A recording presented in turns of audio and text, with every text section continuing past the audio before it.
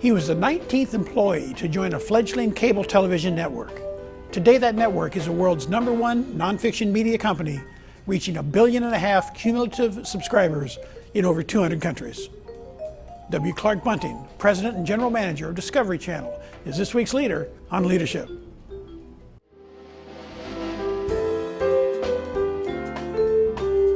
Knowing when to ask for help is critical when you're in a leadership position. It's getting the best out of people. That's the essence of leadership. Major funding for Leaders on Leadership is provided by Greenleaf Trust. Helping people manage their wealth, accumulate assets, and preserve those assets for generational continuity implies trust. We are sitting down on the same side of the desk as you are. We're planning for your financial needs.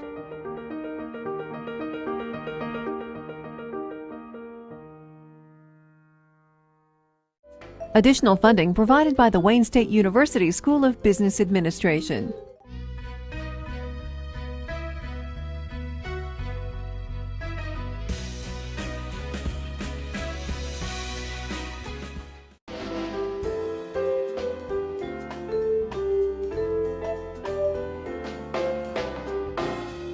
Welcome to Leaders on Leadership, here with a student audience on campus at the Wayne State University and Detroit Public Television Midtown Detroit studio. I'm Larry Phobes. After bachelor's and graduate degrees at Michigan State, Clark Bunting planned a career on Capitol Hill, not in cable television. Thanks for being here, Clark. Thanks, Larry. Good to be here. Your first job was in Washington, Capitol Hill, a legislative assistant for a Michigan representative. A lot of people who go into government work go in hoping to achieve something in their career. What did you hope to do when you started that career? I actually thought I wanted to be in politics. Bob Carr was in the 6th Congressional District, and I'd done a ton of volunteer work. I was knocking on doors, and I found every big, mean dog in Waterford Township. My foot speed increased, because I was quicker than a lot of those dogs. And at one point after the campaign, Bob said, look, if you want to come to D.C., come. My wife had graduated from a law school. I don't know, it's the University of Maize and Gold, I can't remember its name, but somewhere in Ann Arbor. And so we went to DC, and Bob gave me a great opportunity, mainly to help out in taxation and business-related issues. So what's the working environment for a young staffer in Washington in those days? It was a lot of fun. Candidly, it was a lot of fun. I mean, you knew I was probably the best informed I've ever been in my life. You were reading 3 newspapers. You were going to congressional hearings, you were being briefed, you saw and knew more than I will ever probably know again in my life. And you learned a lot. There was the opportunity to spend some time in DC, coming from, at that time, Howell, Michigan, and be in Washington at a time when it was really vital, there was a lot going on. I think I look back as it was a lot of fun. But you eventually left from that job. How do young leaders, when they're in that first job, decide whether that job's a right fit for them or if maybe there's better places they need to be? I always had an entrepreneurial yearning, wanted to be an entrepreneur. And I had my job from, at the time, what was called Cable Educational Network, Inc. Thank God John Hendricks, our founder and chairman, called it Discovery Channel, because if we were Cable Educational Inc., we wouldn't be around today. And I wanted to be an entrepreneur, and I answered an ad in the Washington Post.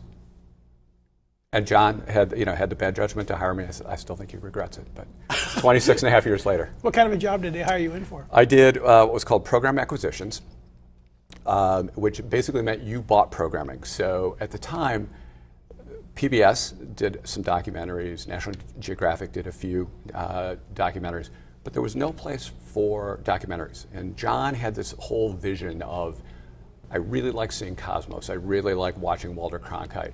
I think there's room within the cable universe to do a documentary channel. But you jumped into an industry you had no real experience. Today, now that you're senior leadership there, do you hire people that don't have direct cable experience, or do you hire for skills and attitude and then assume you can teach them the details? Well, we have a pretty aggressive internship program, so we bring young people in. I personally bring in a couple young folks from Michigan State every year. We have a great intern program.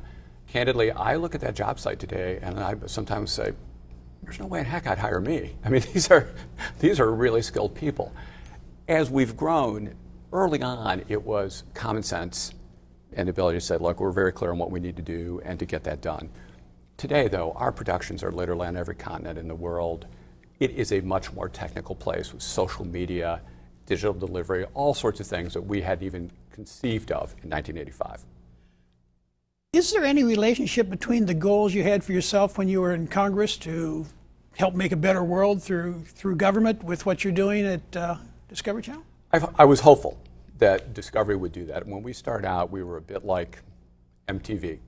There was no flow, there was no schedule, there was no, you're going to have Alaska night on Fridays and Wednesday's going to be Mythbusters. Depending on what time of the day or night it was, there was a documentary around. So it was almost like MTV when it was just music video, music video, music video.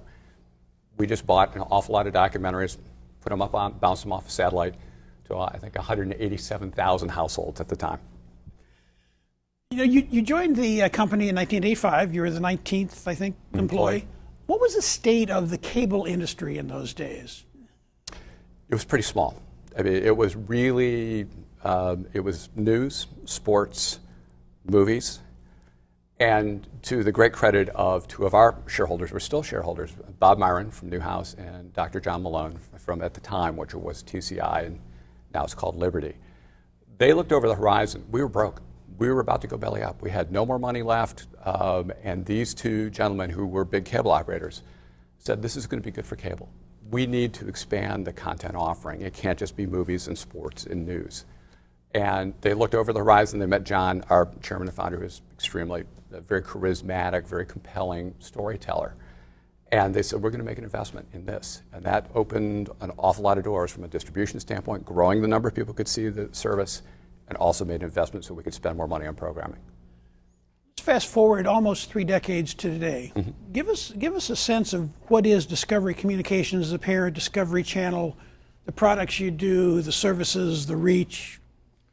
Well, as you said in in the intro, Discovery is the most distributed network in the world today, meaning it's available to about 1.5 billion households on a worldwide basis. If you have cable, or you have satellite dish, just about anywhere, you have access to Discovery. At that time, when we launched, it was 187,000 households. So the growth has just been, geometric. The kinds of programming we're doing now as well, very different. We've always done science and technology, natural history, human adventure, people, places, and cultures. But that brand has been reinterpreted as time has gone on because what people watch on TV has changed a lot. So natural history today, we've done, this summer will be hard to imagine, the 25th anniversary of Shark Week. So 25 years of sharks, and that's pretty much, you'll see jumping great whites, but you also see a show called Gold Rush, and you'll also see something called Deadliest Catch. At the same time, you'll still see Mike Rowe doing Dirty Jobs, you'll still see Mythbusters, and it's amazing how many of those shows have literally gone around the world. At the time we had no idea. I couldn't have conceived that those shows would be anywhere other than in the U.S.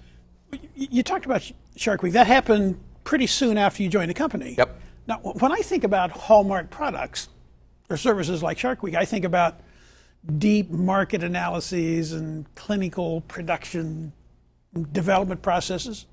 Not even close. No? We were at a brainstorming session at the Willard Hotel. John Hendricks, myself, and another gentleman named Steve Cheskin. And we said, sharks do pretty well. The audience seems to like sharks. Maybe we should do a week of sharks. And that was about as deep as the analysis went at the time. Let's do Shark Week. Because during the summer at that time, the broadcast nets were always in repeats. So what we were trying to do is say, hey, take a look at cable. Take a look at this in the summertime when you're not watching all those new shows that are coming back in the fall. That was one of the main drivers of Shark Week. When you're a leader or a young leader in a company, how do you said you're brainstorming, there's a lot of ideas floating around this. How do you know which ideas to pick? Which ones are going to work? I've picked some bad ideas. I have really done some bad shows. We do an awful lot of audience research. We do a lot of qualitative, a lot of quantitative. We talk to that audience all the time and try to sit with them. And sometimes those focus groups where you're behind the mirror, and other times you're sitting like we are, and they're saying, Clark, here's what I like about Discovery Channel, and let me tell you what I don't like about it. So we try to stay as close to that audience as we possibly can and use that research to help influence decision. At the end of the day, it's still a gut call. You still look at a show and you say, do I think American Chopper is going to work? Do I think Shark Week should have 25 years? You have to make a decision. And some of those decisions are wonderful. And let me tell you, I've made some terrible decisions, some of the worst shows ever. If we assume that for all leaders there is a mix of hits and misses, because we're all human, we all make mistakes, right? How do you best deal when you have a miss? How do you deal with that situation? Most of the time, you assume accountability. You say, look, to your people, this was my call. I was the one who said go, no go.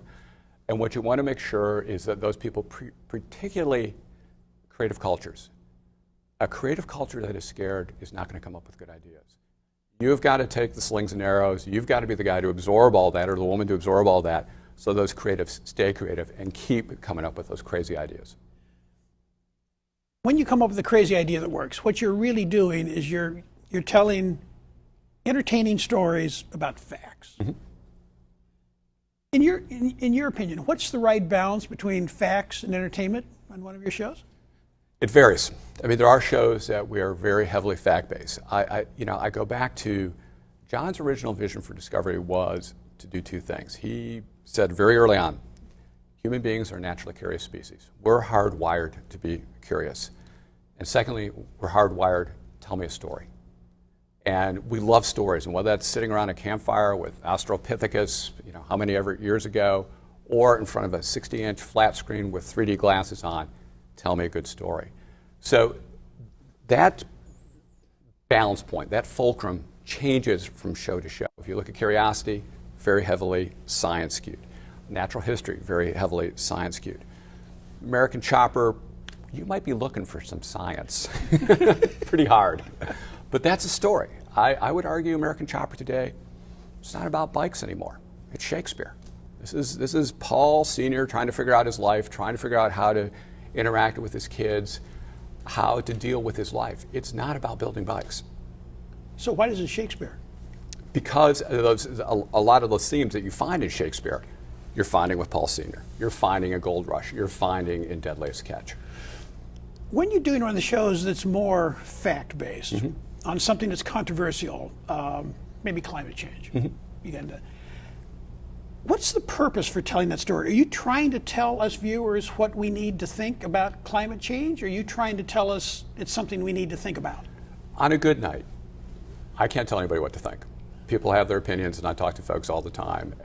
My job is to say, pick a topic and say, I can't tell you what to think, but here's something important to think about.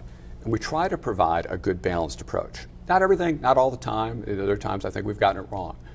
But my goal is to say, Larry, this is something you need to be thinking about. And whether that's climate change, or it could be any, the future of science, or the investment we make in NASA, all those sorts of things.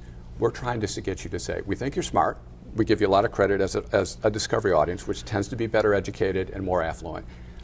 We can't tell you what to think, but we can say, here's an important idea. Take a look. Is there some sort of an analogy there with being a leader in an organization, that as the leader you call the question and help the organization decide what it needs to worry about and then let them work at it, as opposed to just sending out orders in an email? Not very good at orders. No? Not very good at orders. I'm pretty good at finding, my goal is always find the best and brightest, set the strategy, say, look folks, here's where we are, here's where we need to be. You're the best and brightest, or you wouldn't be here. Now you go execute. When you're doing all this with the best and brightest at your headquarters, you're doing it in the suburbs of Washington, D.C. Mm-hmm. Now, the only big networks that I know of that are organizations that are based there are our own PBS right. in Discovery. Everybody else is New York, Los Angeles. And Nat Geo. And Nat Geo. Thank you. What's the draw for a PBS or a Discovery to be in Washington as opposed to New York, Los Angeles? Well, increasingly, a lot of that production is done in LA, probably a lot more than had been previously, because as we do, and virtually everybody in cable is doing more docu-soaps, those are cast, those are feel more like a Hollywood production. But I think PBS has a great history, Nat Geo, 130 plus years. So within documentaries, that's pretty much the center of the universe, along with London, with BBC, and the other companies that are there. But that for us is pretty much the center. Thanks for being here, Clark. No worries, thank you. We're going to take a quick break, but when we return, we'll talk with Clark Bunting about leadership at Discovery Channel.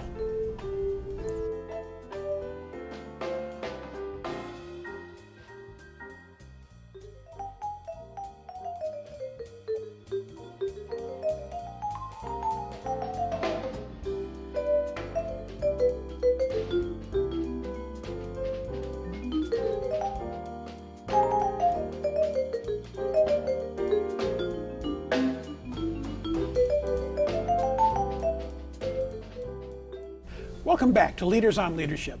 Joining us today is Clark Bunting, President and General Manager of Discovery Channel, and we're talking about leading in a company that's grown as rapidly as Discovery. Clark, in other interviews, you've talked about the holy trinity of your business. Oh my gosh. What are the three dimensions you talk about there? I have a new one. I used to say ratings, revenue, and brand, because you have to have ratings, and ratings are what drive revenue, and in our business, brand. The brand of Discovery matters. It is the one thing that is the most important thing in that building is you have got to get that brand right, meaning the facts are correct, you treat people respectfully, you tell stories in a balanced way. All those elements are part of brand. Now, I also look at it, probably the best advice I ever received was from a board member very early on, a gentleman named Nimrod Kovacs, Hungarian guy. And he said, Clark, there's only three things that matter in a career. Have fun, enjoy the people you work with, and be reasonably compensated. And at that time, early on, it was 2 out of 3. But it was still, I still think it was pretty good advice. You talked about brand. Is brand what helps steer the Discovery Channel so that you don't just put up anything that'll generate ratings and revenue? Absolutely. How does that work in the real world? You know, you've got to, the network could be higher rated. Have every faith. We could, we could do all sorts of salacious things. And if you look at the nonfiction, so-called nonfiction today, there's a fair bit of nonfiction that really isn't nonfiction. That these are actors and actresses in contrived situations. Discovery has been the #1 brand ranking with Beta. That's the folks who look at our brands and in TV and media, and we've been #1 for over 20 years. To us, that's all that matters. I'll take a lower rating, I'll take less revenue, but that brand has got to be consistent. Because? It matters. Because in a multi-channel environment and where content is everywhere, and more people, and I suspect a lot of these folks that were in our audience, don't watch TV the way I watch TV. I actually watch TV. And a good night, I'll hit the DVR. My kids, one in graduate school, one in undergrad, they're on their iPad, they're on their Mac. They rarely are watching live TV unless it's a sporting event. So how do you lead so that the brand of Discovery can cut through all the clutter from traditional broadcast, cable, webcast, mobile? Well, you look at all of the options that everybody has today, and you look at my iPad or your Mac, whatever, and you have literally hundreds of apps. But there are a few things you go back to, and you go to those places you know and you trust. Discovery's got to be one of those places. If you know us, you trust us, and you believe what you're seeing is high quality, and you can put your faith in it, that's going to matter, particularly as you have more and more choices. Let's look back over the history of the company a little bit. The company's been around a little bit less than 30 years, and it's grown exponentially. How does the leadership viewpoint, the leadership style, the leadership perspective change as it's gone from a 20-person startup to a publicly held company? It has changed. The one consistent component is John Hendricks. It was his vision, and John still is that guru of everything Discovery. But you have, and throughout my career, you have startups. Discovery at one point was a startup. We started up Animal Planet. We started up Investigation Discovery. You have a different skill set for those startups than you do for people who are running long-established corporations, and then you have a mature company. Typically, there are different management styles and different administrative skill sets that help you through that. And as you go through that arc, you'll have different leadership and different kinds of management. But the one consistency through everything has been brand. Brand above all. For the company or for the all leader? That leadership. Everybody is very clear on the fact that brand is really at the heart and the essence and the soul of Discovery. It's all about the brand. Now, Discovery started under a different name. It was Cable Educational Network Inc. Cable Educational Network Inc. Yes. How has the educational route for the network evolved over time? One of the early shows when we bought, I think it was Travel Channel, and they had one of the early shows on there was something, I think it was called Fun with Taxes. Yeah, that was truly educational. Our goal over time is to say to people, you can learn something, you can also be entertained. And if it's just chalk talk with calculus, you're not going to hold on to very many people. What you really want to do is tell them a story, tell it in an entertaining way, but give them those facts and allow them to draw their own conclusions. But there is another component out there that says that educational television should be the more traditional documentary, the more lecture type approach. What's your response to that? And some docs still are. I mean, there are a number of folks who still produce that, and there are places in the world where those still work really, really well. When you have 100 million sub-audience, which is what we have in the United States, about 100 million households, you have to have enough bulk. You have to have enough people watching that you can tell that story in a way that's going to be entertaining to a chunk of those folks who are going to say, yep, I'm going to watch Gold Rush tonight, and I'm going to stay with it. If it was simply, the science of mining gold, I don't think we'd see 3.5 ratings on that show. So what we're saying is that if there's one of your shows, a favorite is Punkin' Chunkin'. Your favorite too? My personal favorite. So that people do get inspired to be interested in science, technology, engineering, and math by watching, and it doesn't get lost in the Smashing Pumpkins out there, half a mile? It's, there is a lot of science. There's a lot, it's mechanical engineering at its essence. There's aerodynamics, I mean, as silly as it sounds, of pumpkins, of how do these pumpkins fly, and what kind of pumpkin or gourd will fly further. So there's a lot more science there. It's fun. We have a good time with it. We're laughing, and occasionally we're laughing at ourselves. I wear a bright orange sport coat as chairman of the trunk, but we have a good time with it. And at the same time, we have teams that are backyard tinkers. We have people who work for NASA. We have people who work for the Department of Defense who are now coming to the chunk saying, you know what, it's fun and I'm learning something and there's good science underneath this. Now, you're soon going to be retiring from the job, you've been announced. The letter that went around to the company signed by the chairman founder and your CEO congratulated you on all your accomplishments. Yep. One of the things he said was interesting. He thanked you, he recognized you for always and in whatever way being ready to help. A lot of the mindset for some people is that the staff are there to help the president, general manager get something done. How does the president, general manager become the helper? Well, first of all, and what David Zasloff, our CEO, and John Hendricks, our chairman and founder, didn't say is it's fun. It's really, those startups are what get my heart beating in the morning. That's the thing I get excited about, is growing a business. As an executive, as somebody who's been there a long time, it's more fun to do the startup. And I love getting in there. I'll do anything. I'll hold the camera, I'll grab the mics, I'll put the lavaliers on the talent.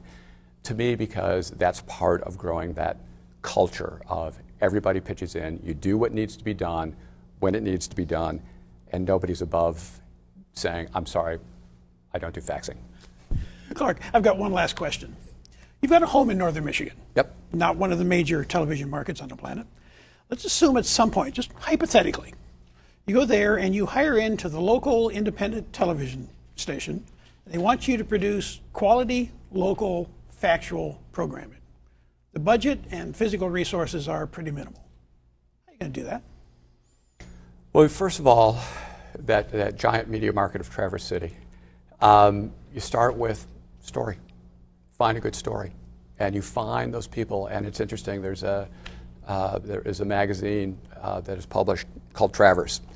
And Deborah, I think it's Wyatt Fellows, is the editor, and every month she writes an editorial, and then she will do something on a long form piece on trout or wind power or whatever. And every time I read that, I'm like, that's a good story. That's a good story.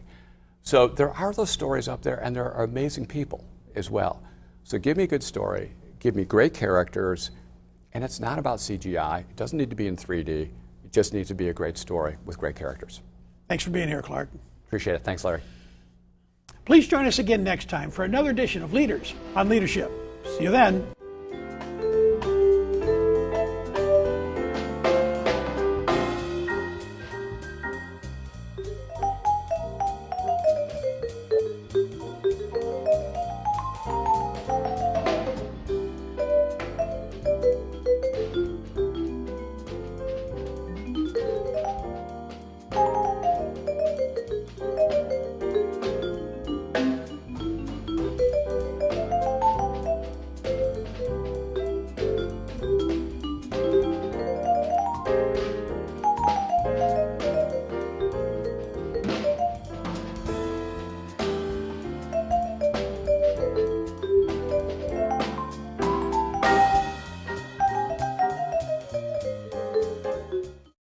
Major funding for Leaders on Leadership is provided by Greenleaf Trust. Helping people manage their wealth, accumulate assets, and preserve those assets for generational continuity implies trust. We are sitting down on the same side of the desk as you are. We're planning for your financial needs.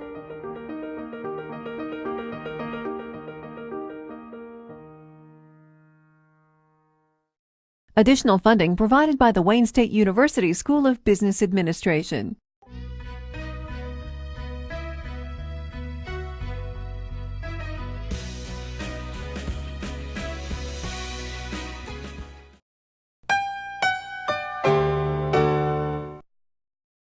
An encore presentation of Leaders on Leadership is available online for viewing at dptv.org.